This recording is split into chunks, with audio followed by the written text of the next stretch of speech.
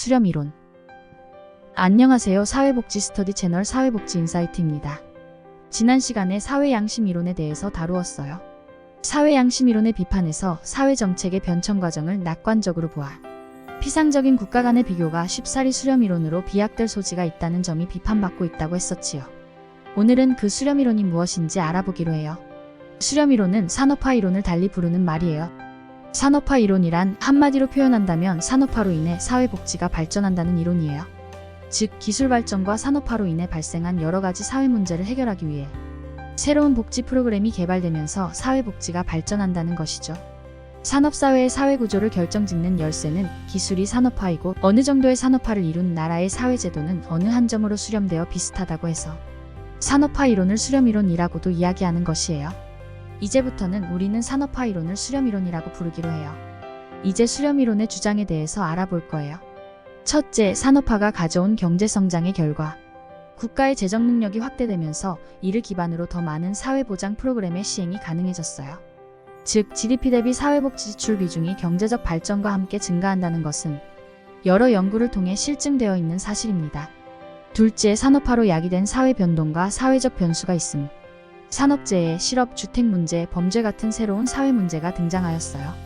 노인 인구가 증가하고 여성의 경제활동 참여가 확대되면서 노인 부양과 같은 가족 돌봄의 기능을 대체하여야 할 필요성이 제기되었으며 전통적인 가족 중심적 보장체계로는 이를 효과적으로 대처할 수 없어 국가가 새로운 복지정책 확대에 적극적으로 개입하게 되었어요. 셋째, 현대화로 인해 발달.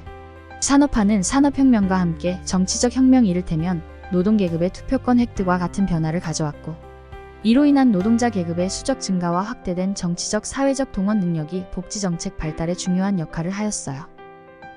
다시 정리해본다면 산업화가 가져온 경제성장의 결과로 더 많은 사회보장 프로그램의 시행이 가능해짐과 동시에 산업화로 인해서 야기된 여러 가지 사회 문제들로 인해서 국가가 새로운 복지정책 확대에 적극적으로 개입하게 되었다는 것이지요.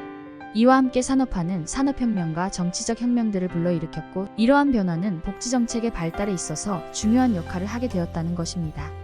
이번에는 수렴 이론의 한계를 알아볼까요?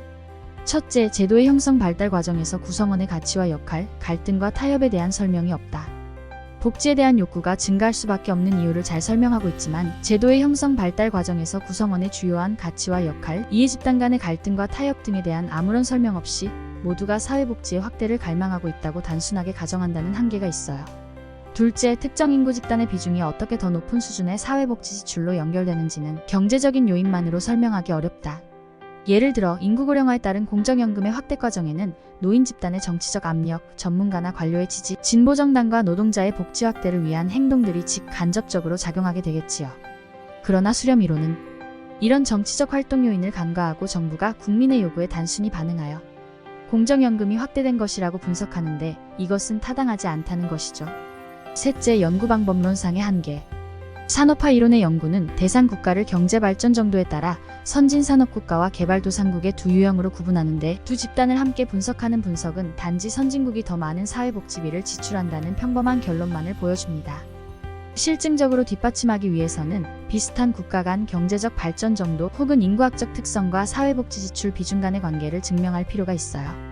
이처럼 수렴 이론은 사회복지 발전에 대한 중요한 이론 중 하나이지만 그 한계를 인정하고 국가 간의 사회복지 지출을 더 잘 이해하기 위해서는 보다 복잡한 정치적, 사회적 요인을 고려해야 합니다. 오늘은 여기까지입니다. 다음 시간에는 권력자원 이론에 대해서 함께 알아보기로 해요. 시청해주셔서 감사합니다.